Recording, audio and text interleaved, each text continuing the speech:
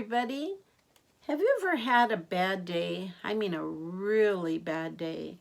Well, this book is called Alexander and the Terrible, Horrible, No Good, Very Bad Day. So not just a bad day, but a terrible, horrible, no good, very bad day.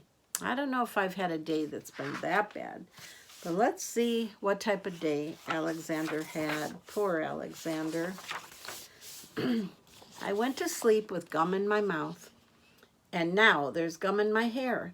And when I got out of bed this morning, I tripped on the skateboard, and by mistake I dropped my sweater in the sink while the water was running, and I could tell it was going to be a terrible, horrible, no good, very bad day. Poor Alexander. At breakfast, Anthony found a Corvette Stingray car kit in his breakfast cereal box, and Nick found a junior undercover agent code ring in his breakfast cereal box. But in my breakfast cereal box, all I found was breakfast cereal. I think I'll move to Australia. Oh my goodness, he's just going to move away. In the carpool, Mrs. Gibson let Becky have a seat by the window. Audrey and Elliot got seats by the window too. I said, I'm being scrunched. I said I was being smushed. I said, if I don't get a seat by the window, I'm going to be car sick. No one even answered. I could tell it was going to be a terrible, horrible, no good, very bad day. At school, Mrs. Dickens liked Paul's picture of the sailboat better than my picture of the invisible castle. At singing time, she said, "You're singing too loudly." At counting time, she said I left out 16. Who needs 16? I could tell it was going to be a terrible, horrible, no good, very bad day. I could tell because Paul said I wasn't his best friend anymore.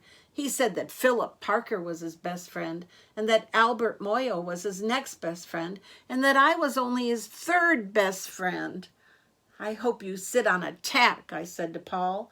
I hope the next time you get a double-decker strawberry ice cream cone, the ice cream part falls off the cone part and lands in Australia. Oh, have you ever said something mean to someone that you really didn't mean? There were 2 cupcakes in Philip Parker's lunch bag, and Albert got a Hershey bar with almonds, and Paul's mother gave him a piece of jelly roll that had little coconut sprinkles on the top. Guess whose mother forgot to put in the dessert? Oh, it was a terrible, horrible, no good, very, very bad day. That's what it was, because after school, my mom took us all to the dentist, and Dr. Fields found a cavity just in me. "Come back next week and I'll fix it," said Dr. Fields. "Next week?" I said. "I'm going to Australia." Whew, he doesn't want to go back to the dentist. On the way downstairs, the elevator door closed on my foot, and while we were waiting for Mom to go get the car, Anthony made me fall where it was muddy. And then when I started crying because of the mud, Nick said I was a crybaby. Oh, that's not so nice, is it? While I was punching Nick for saying crybaby, my mom came back with a car, and she scolded me for being muddy and fighting. I am having a terrible, horrible, no good, very bad day, I told everybody, and no one even answered. Poor Alexander. So then when we went to the shoe store to buy some sneakers, Anthony chose white ones with blue stripes. Nick chose red ones with white stripes. I chose blue ones with red stripes, but then the shoe man said, "We're all sold out." They made me buy plain old white ones, but they can't make me wear them. Oh, poor kid. When we picked up my dad at his office, he said I couldn't play with his copying machine, but I forgot. He also said to watch out for the books on his desk, and I was careful as could be except for my elbow. He also said, don't fool around with my phone. But I think I called Australia. My dad said, please don't pick him up anymore. It was a terrible, horrible, no good, very bad day. There were lima beans for dinner, and I hate lima beans.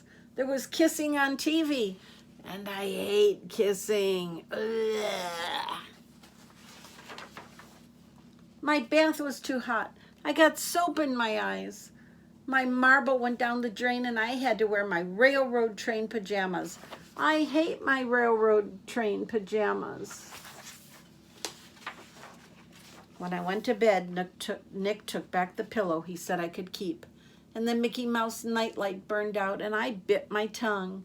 The cat wants to sleep with Anthony, not with me. It has been a terrible, horrible, no good, very bad day. My mom says some days are just like that. Even in Australia. So do you think he'll really move to Australia, or do you think maybe tomorrow he'll have a better day? I think he might have a better day and forget some of the things that happened. And this is called The Book. In this small little section of 5, it's called The Last Story, The Book. Can you see George there? What's he doing? He's reading a book in a hammock. George was all nice and cozy. May I join you? Said Martha. I'm reading, said George.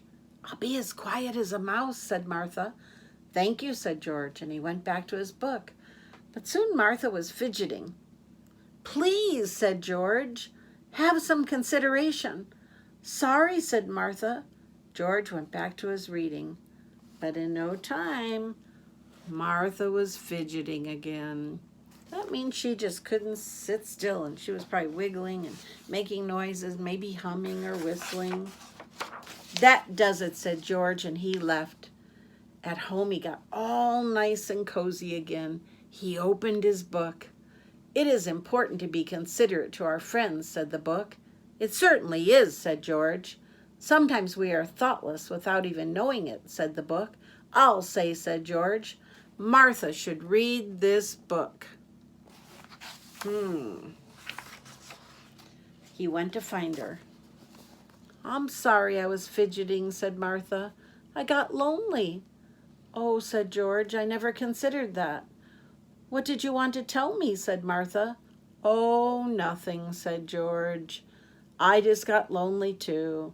And they sat and told stories into the night. Martha didn't fidget even once. And George didn't tell her what he really had set out to tell her, did he? He was a good friend. And I'm going to read a last book about Penny and her song. Penny and her song. Penny came home from school with a song. Listen, Mama, said Penny. It's my very own song. Has there ever been a song that you just love to sing? Penny started to sing. One is nice. Your song is beautiful, said Mama, but you'll wake up the babies. So Penny looked for Papa. Listen, Papa, said Penny. It's my very own song. Penny started to sing. One is nice. Two is nice. Your song is wonderful, said Papa, but the babies are asleep. So Penny went to her room and she shut the door. Penny started to sing. One is nice. Two is nice. Three is even better. Penny stopped. She wanted someone to listen to her. Penny sang to herself in the mirror. La la la la la. But that didn't work. Penny sang to her glass animals. La la la la la. That didn't work either. Penny made faces at herself in the mirror. Then she moved her glass animals around on the top of her dresser. She almost forgot about her song. Soon it was time to eat. Listen, everyone, said Penny. It's my very own song. Penny started to sing. One is nice. Two is nice. Three is even better. 4 is nice. Not at the table, said Mama. After dinner, said Papa. After dinner, Penny sang for Mama and Papa and the babies. This was Penny's song. 1 is nice, 2 is nice, 3 is even better, 4 is nice, 5 is nice, 6 in rain is wetter, 7 is nice, 8 is nice, 9 is almost best, but 10 is even bigger and is better than the rest. She sang her song. That was beautiful, said Mama. That was wonderful, said Papa. The babies made noises. Thank you, said Penny. And Penny sang her song again. Oh. Then everyone sang Penny's song. Mama sang high and softly. Papa sang low and loudly. Penny sang in the middle and clearly, just so beautifully, and the babies sang in their own little baby way. Goo, goo, ga, ga, ga, goo. Then they did a little show. Mama wore funny sunglasses and Papa wore a silly hat. Penny wore her feather boa. The babies wore what they were wearing, and they all sang and sang and sang. Oh, it's so much fun to sing. I'm tired, said Mama, and she flopped onto a chair.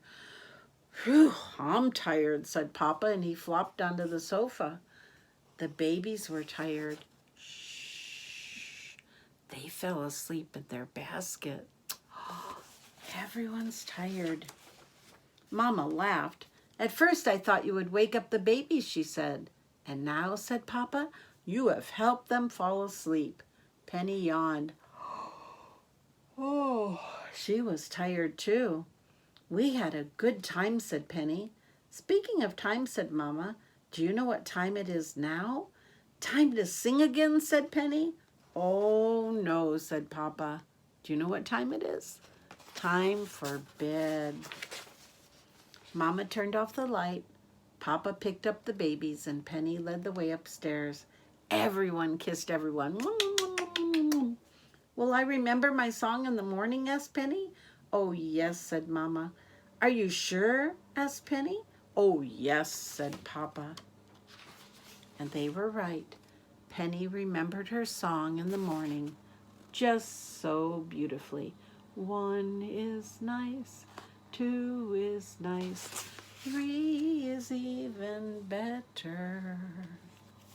Well, good night, everyone. I hope you have a good night's sleep like Penny. And I love you so much. And let me throw you a kiss. And there's another one for you. Here's another one for you. And for you. And for you. I see you all there, all of you. And I'm going to send you one last kiss. Catch it.